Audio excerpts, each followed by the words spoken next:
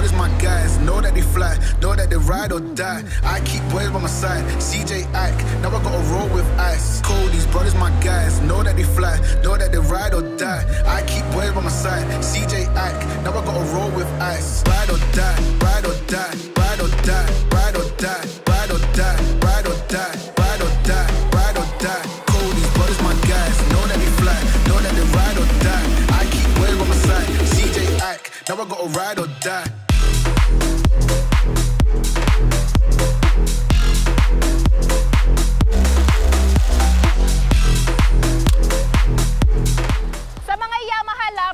Nandito ulit tayo sa Yamaha Bike Link Tagum upang mag-price update ng mga motor ni Yamaha for this month of January 2024. Siyempre, alamin natin guys kung may nabago ba sa presyo nila ngayong taon. Alamin natin yung bawat SRP, down payment at monthly installment. Kaya naman tara, samahan nyo kung isa-isahin yung mga motor nila. Let's go! So dito na muna tayo mag-umpisa guys sa sports naked bike ni Yamaha. Walang iba kundi si Yamaha MT-15. Meron silang tatlong units na available dito, same color, which is combination ng gray, cyan, at matte black. So ito guys, ngayon ay merong updated price na, ayan, 178,000 pesos. Tapos yung down payment naman niya is 17,000 at monthly sa 3 years na 8,135 at rebates na 200. So meron din po siyang iba pang bracket na mapagpipilian, like 12 months, 24 months, up to 36 months. So pili na lang po kayo dyan guys kung alin po yung gusto ninyong magiging monthly dyan. So, ito po yung itsura niya, no? Ayan. Pero kung naghahanap po kayo ng kuya ni MT-15, meron din po silang available dito na Yamaha MT-03, which is matte black, no? So, ayan guys, napakaganda din ito guys, no? Kung gusto nyo ng higher displacement, ito kasi ay merong displacement na 321cc. Tapos, ganun din guys, naka-LED na din yung headlight. Ayan, nag-grip pa rin siya ng inverted telescopic fork suspension and naka-ABS na din po itong isang to. So, this one guys ay merong updated price na, ayan, 285,000 pesos kung cash. Tapos, kung gusto nyo naman ng hulugan, ang down payment is 30,000. At yung magiging monthly sa 3 years guys is 12,642 at meron din po siyang rebates na 200. Anyway, pili na lang po kayo dyan guys kung ano yung gusto nyo magiging monthly. Meron naman po kayong mapagpipilian. So, detailed review, ayan, check nyo lang po sa akin channel kasi na-review ko na din po itong motor na to. Next, so ito guys is another unit ni Yamaha MT-15. And kung naghahanap naman din po kayo ng sniper, meron silang standard version dito guys na racing blue.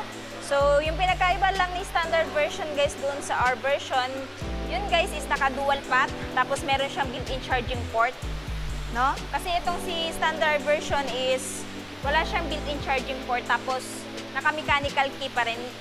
Yung isa naman is naka-keyless na. So kung interested po kayo dito sa Sniper 155, meron po siyang updated price guys na 122,536.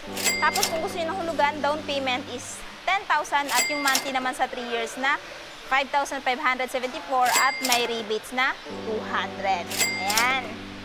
So sa halagang 122,000 pesos, mapapasa inyo na itong napaka-gwapo at napaka-astig na Sniper 155. Ayan. So, dito naman tayo guys. Ayan. So, kung naghahanap naman kayo guys ng motor na pang off-road, meron din po silang available dito na Yamaha WR155R, racing blue pa rin. So, ito guys ay napakaganda. Lalo-lalo na kung idadaan nyo sa mga bababatong lugar, sa malulubak na lugar, kasi nga po siya ay built para doon. So, siya po ay may updated price ngayon na, ayan, 180,000 kung cash. Tapos kung gusto niyo ng hulugan, ang down payment is 18,000 at yung monthly naman sa 3 years na 8,183 at rebates na 200. So, ito po yung kanyang itsura guys. Diba? Napakastig. Ayun o, napakatingkad ng pagkakablo nyo guys. So, bagay na bagay to, lalong-lalo na kung meron kayong taller height. So, again, full review, check nyo na lang po sa aking channel.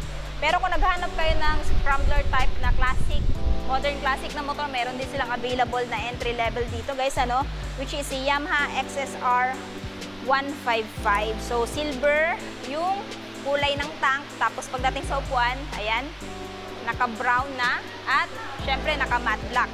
So, this one guys ay merong updated price ngayong buwan na 182,000 pesos. Syempre, kung bibilhin nyo ng spot cash, pero kung gusto nyo naman hulugan, ang down payment is 17,000 at yung monthly sa 3 years na 8,326 at rebates na 200. Ayan. So, yung kinaganda dito guys, no? Modern classic na siya. Modern kasi, ayan, naka-LED na po yung headlight. Tapos, naka-fully digital instrument panel na din po yung dashboard niya. At the same time, talaga makikita mo yung itsura niya, no? Na nandun pa rin naman, though classic yung design niya, nandun pa rin naman yung pagka-modern ng design. So, again, na-review ko na din po ito. I-check nyo na lang po sa channel ko kung gusto nyo po ng mas detailed pa na review nitong si XSR 155R. Next, kung naghahanap naman po kayo ng motor na pang araw-araw, meron silang available dito na Yamaha Mio Graves. Ito yung bagong Graves guys, na may stop and start system. At ito po yung Mini NMAX, no? Meron na din siyang front pocket, unlike doon sa naunang Graves na wala. Meron pa rin siyang built-in charging port, ayan. Tapos yung fuel tank niya or yung kung saan ka magpapagasolina, ayan, nasa harapan na. No need ka nang bumaba pag magpapagasolina. Meron din siyang footboard na kung saan pwede mo ilagay dyan yung mapapamili mo at hook. Tapos meron din siyang malaking under-seat storage. So, kung interested kayo dito kay Graves, guys, meron po siyang updated price na, ayan, 93,900 yung spot cash. Pero kung gusto nyo ng hulugan, yung down naman niya is 8,000. At yung monthly naman sa 3 years na 4,354. At syempre, hindi mawawala yung rebates na 200. So, ayan guys, kung interested kayo dito, ayan, bilhin nyo na habang may available pa. Actually, 2 unit yung available nila dito guys sa Yamaha Bike Link Tagum. Meron din po silang available dito guys na Yamaha Mio Gear S at standard version. Pero umpisa muna natin dito guys sa Yamaha Mio Gear S, ano. So, meron silang color variant na available dito guys na matte black. So, S version siya guys, it's because meron siyang equipped na stop and start system. Isa itong feature ni Yamaha na nilagay dito sa scooter na to para mas lalo makatipid ka sa gasolina, no? Pag naka-activate kasi ito, 3 to 5 seconds na hindi tumatakbo itong motor na to, automatic mag-shut off yung makina. In that way, mas makakatipid kayo sa gasolina. Ayan. So, para sa akin, goods na goods yan na nilagay ni Yamaha dito. So, kung interested kayo dito guys, no, meron po itong updated price ngayong buwan na 82,400. Pero kung gusto nyo naman ng hulugan, ang down payment naman po niya is 7,000 at yung magiging monthly sa 3 years na 3,859 at syempre hindi mawawala yung rebates niya na 200. Pero kung gusto nyo po ng mas mababa yung presyo, meron din po silang standard version dito which is color gray. Ayan, halos magkahalintulad lang man po sila ng itsura, no? Yung pinagkaiba lang is yung kulay at meron siyang stop and start system dito while ito is wala. Pareho rin naman silang ayan, mechanical key, ano. So, if interested kayo dito sa standard version, ito po ay may spot cash na 79,400. Down payment is 6,000 at yung monthly sa 3 years na 3,768 at rebates na 200. Ayan guys. So, kung gusto nyo po ng full review, check nyo na lang din po sa aking channel. Pero naghahanap po kayo ng classic na scooter, no? Modern classic na din. Meron silang available dito na Yamaha Patio. 2 unit na sa yan at meron din po silang white. So ito po guys ngayon ay merong spot cash na 93,900. Ayan, tapos yung down payment is 7,000 at monthly sa 3 years na 4,400 at rebates na 200. So this one guys, maganda din pang araw-araw, pang negosyo kasi malaki din yung underseat niya. Mas malawak po yung footboard niya kumpara sa mga ibang scooter ni Yamaha. So this one guys, I highly recommend. And kung gusto niyo po ng motor na matipid sa gasolina, maganda po itong Patio. Ayan. Next, kung naghahanap po kayo ng older version na Yamaha X-Max, no? Which is 300cc, meron silang available dito guys. Ito ngayon ay merong updated price na, ayan, 274,000. Spot cash yan. Tapos down payment, kung hulugan, is 50,000 at monthly sa 3 years na 11,161. At syempre, hindi din mawawala yung rebates na 200. Ayan. So muna tayo kay NMAX 155. Meron silang available dito guys na matte green. So this one is naka-ABS type na po na NMAX. Kung interested kayo sa NMAX na to, meron siyang updated price na 151,900. Pero kung gusto niyo naman ng hulugan, down payment is 15,000 at monthly sa 3 years na 6,983 at rebates na 200. Ayan. Ayan. Kung gusto niyo ng motor na komportable, gamitin sa long ride, I highly recommend this one kung sa mga motor ni Yamaha. Pero kung gusto nyo talagang mas more comfortable kayo, ito talaga mas maganda kasi napakalaki po ng kanyang foam at saka napaka-generous na, no? Tapos napaka-bulky na din, meron din siyang malaking underseat storage. Yan. So next, dito naman kay Aerox. Ito si Yamaha Mio Aerox, guys. No, this one guys is yung standard version, no? Merong updated price ngayong buwan na 124,000 pesos.